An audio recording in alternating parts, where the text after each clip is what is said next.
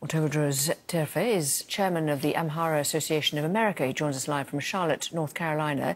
Thanks for being with us. It is difficult to verify information coming out of Ethiopia at the moment.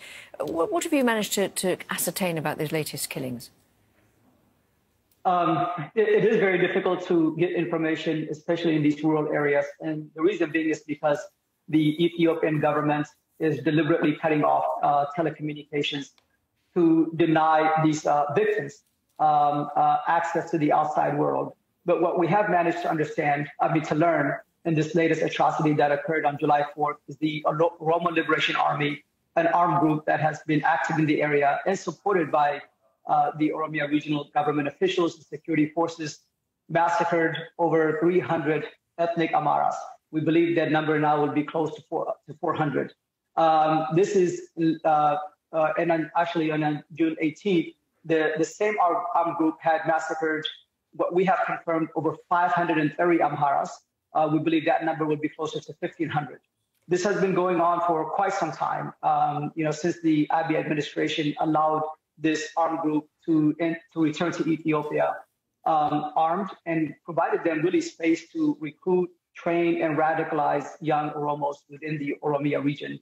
And he even has allowed the same group to be integrated into the Oromia regional government officials, the security apparatus, and even at the federal level. So there is complicity by the government officials at all levels in allowing these groups to target Amharas in Oromia region. And it seems that the government is also coming under criticism itself, though, by Human Rights Watch published a report that criticised the government's actions against this group, Oromo Liberation Army. What do you think of the government's response in the area? Well, the government has really not done much in terms of protecting civilians in the area, especially Amharas.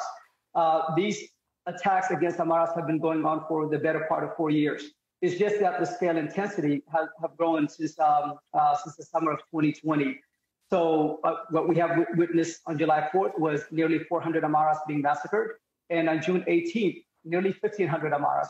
So they're not really doing anything to protect this vulnerable group from the armed group or even from the Oromia Regional Security Forces. In this latest attack, when the survivors were trying to bury the victim, when they were also trying to videotape the burial process, they were beaten by Oromia Regional Security Forces. They were prevented from communicating to the outside world by shutting down the telecommunications. So the Abiy administration is complicit in these attacks, and there are officials within his government that are also enabling these attacks. And it's really sad, and what we're asking is for the international community to really put pressure on the Abiy administration, and we're asking for them to really condemn this in the strongest manner.